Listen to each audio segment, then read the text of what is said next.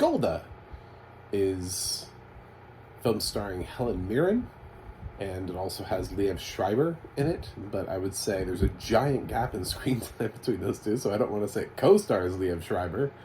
It stars Helen Mirren, and it is based on the real-life story of the only, still to this date, female Israeli Prime Minister, Golda Meir, and this is based on the story of the Yom Kippur War, which happened in 1973, when I wasn't alive. So this is coming from the perspective of somebody who wasn't around in 1973 to remember or comment on the historical accuracy of the time period. And also, it comes at a time when we currently have a conflict in Israel and Palestine. So, yes, this is going to be a fun review. It does have audio description, and I'd like to talk about that. Before I say anything about the film itself, I would like to just talk about the audio description, because that's what I'm here for, mainly. I'm a blind film critic. I also like to talk about the quality of the film.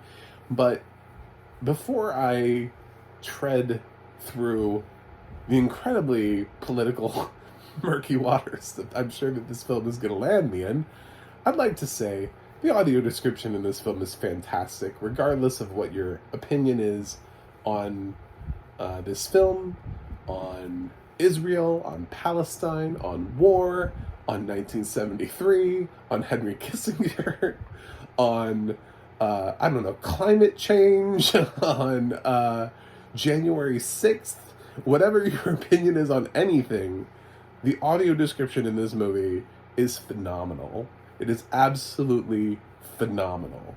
Even if you just watch the first 5 minutes of this film, you will realize how amazingly on point this narration is. And I was so upset that when I listened to the end of the film, that the narrator gave her name at just the wrong time, that the sound design in the film, I couldn't understand her first name. I think I got the last name, but I wasn't entirely sure. But I couldn't understand what her first name was. Then I also noticed that there was no company assigned to it. So I thought that was really weird. There was no production company, no production house that was assigned to this film. So whoever you are, I want to say, absolutely fantastic job with this audio description, regardless of where the political line is divided on this film. It should not reflect the fact that you wrote just absolutely incredible audio description. The movie tracks everything from the look of Helen Mirren's transformation into Golda Meir, to the fact that Golda Meir smokes more cigarettes than I think the Marlboro Camel, the Camel or the Marlboro Man. That's what I meant to say.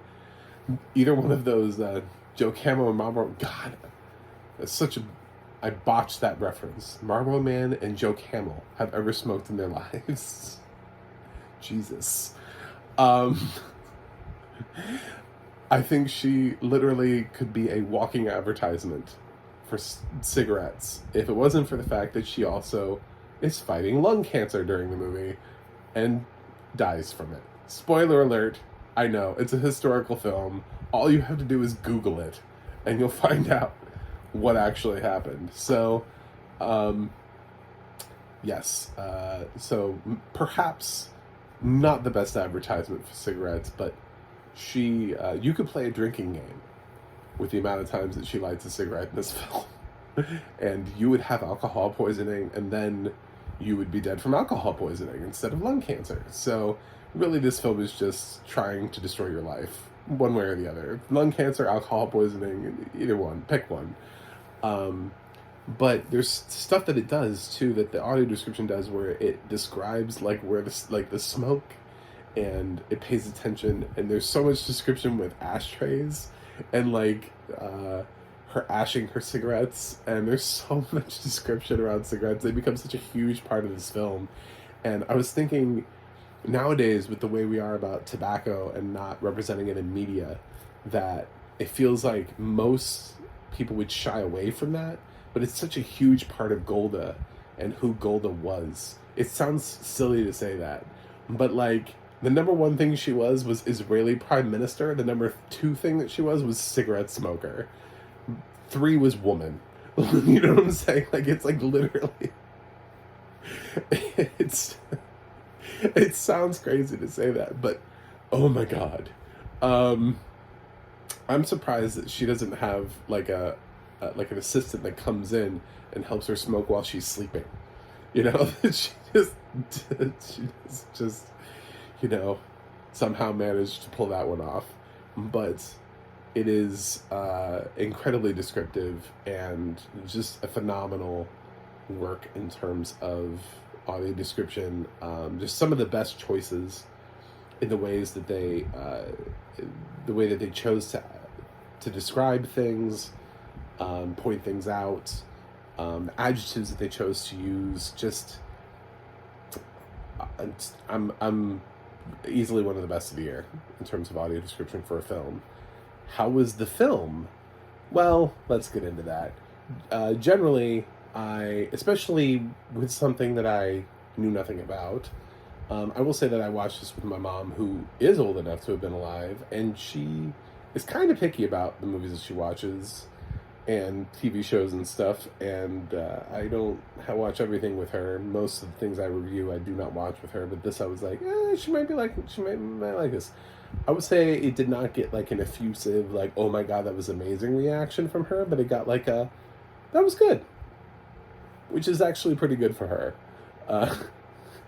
So there must be something going on there in terms of she didn't really like break down the story or be like, she's like, I don't know, I don't, it was 1973, so I think Vietnam was going on at the same time, so I don't know what the news cycle was like back in 1973, but as she pointed out, she was like, yeah, there was just back in those days, there was just war everywhere, and I think you just, there were constant conflicts in the Middle East and also Vietnam, and that was what the nightly news looked like. I believe it. So, yeah. I shouldn't study the Yom Kippur War, I guess. But I'm sure to some people that this is really important. When I was scrolling through IMDb, I saw that there was one guy who was like, I lived on the border of Syria and Jordan. So I was alive in 1973, and I was really interested in this film. And then right below him is a guy who's like, well, it's not woke. And I'm like, what a contrast. You got a guy who was like almost there, during the time period, who grew up on the border. And then you got another guy who's like, well, it's not woke. Is that like I love that. Is that like the clip, the critic? Is that what we're putting on posters now? Quote, well, it's not woke. I don't know what that means. I don't really know how that applies. I think we're just overusing that word now.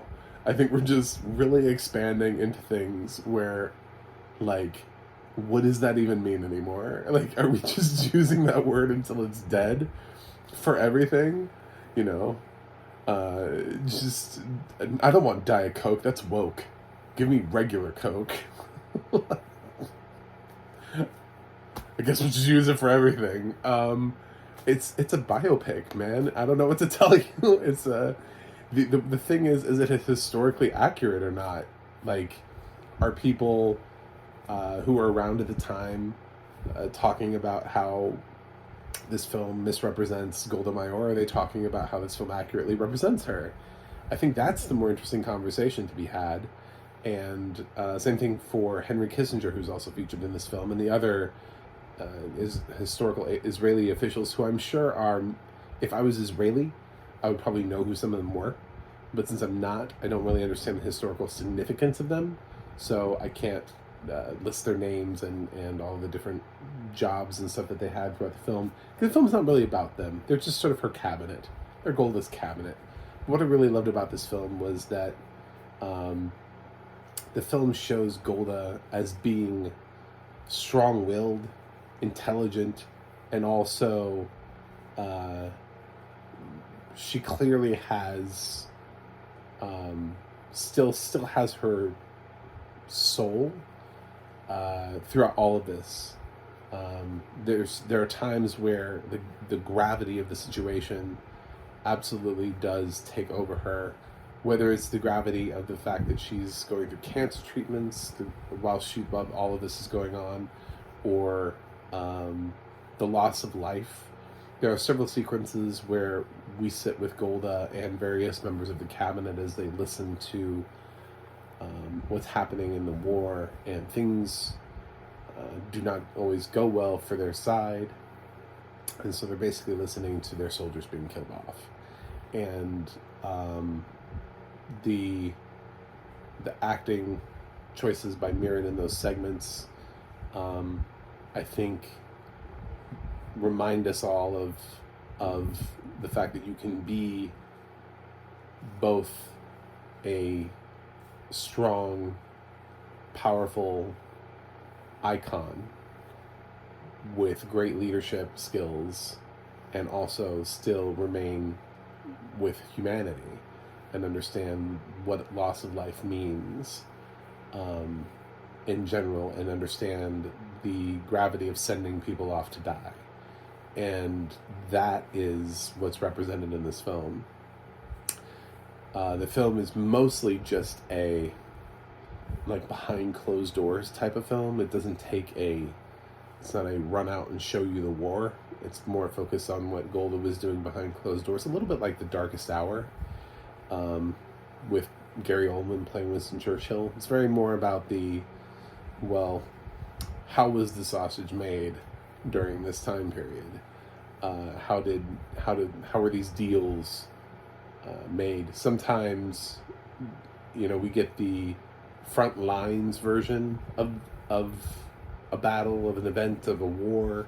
And other times we get the who were the people that were trying to either negotiate peace, or who were trying to strategize and figure out where the troops could best be sent, and maintaining resources and all those sorts of things. And this is a little bit more of the latter. It also focuses a lot on Golda's relationship with Henry Kissinger, although not a lot. Most of it is through phone calls. Henry comes over once, and every conversation Golda and Henry have lasts probably less than a minute of screen time. So Liev Schreiber might be in this film for 5 or 6 minutes, maybe. Which is why at the top I was like, and it has Liev Schreiber. Because at the end of the day, I don't really want to say it co-stars Liev Schreiber, because he seems like he's barely in the film. We also do get real life footage of news events that happened. There are some of that, and it does kind of start at the beginning and work its way all through the conflict, all the way to the end.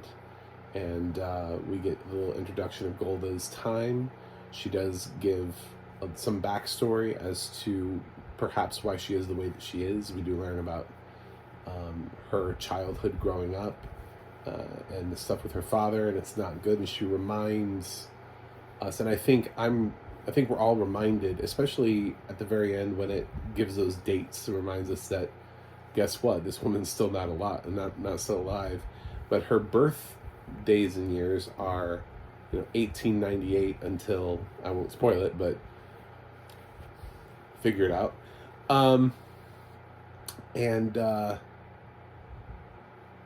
It's a reminder of the fact that she grew up during a time where Jews were persecuted, and she grew up during a Holocaust, and she grew up at a time when she saw terrible things happening, and the resolve and the strength that was built out of that into her character now, and the intelligence and the fortitude and everything, that is what has shaped her.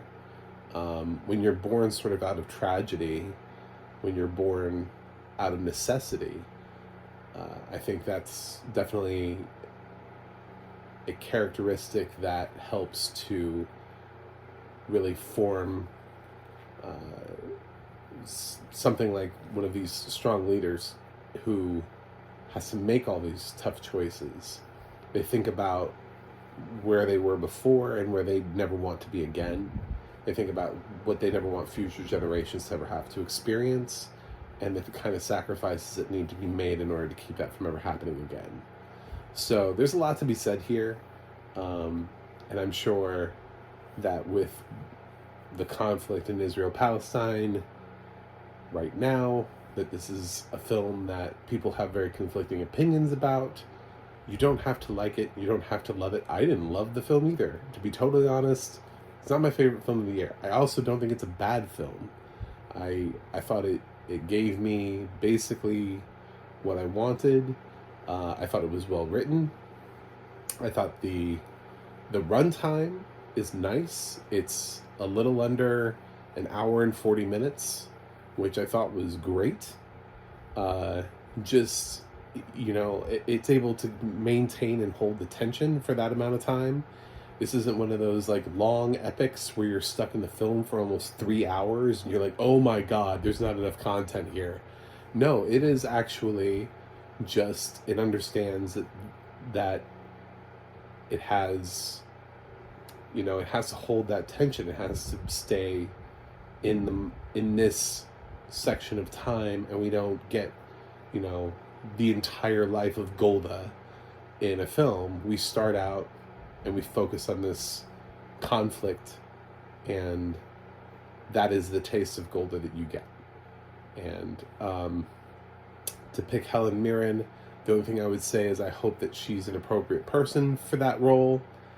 Casting wise, I hope that she I wouldn't want somebody who I wouldn't want for somebody to represent an Israeli prime minister, somebody who has clearly had such a historical impact, and also not have anything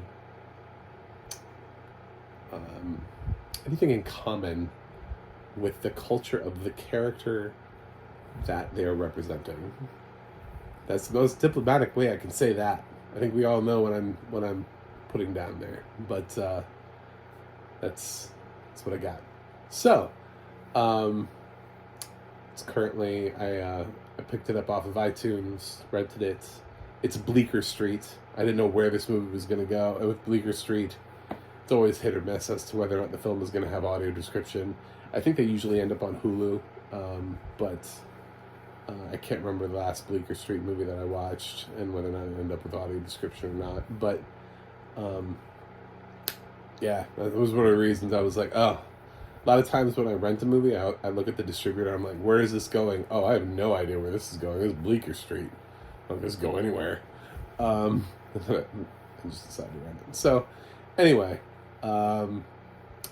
check Golda out. And at least for the audio description.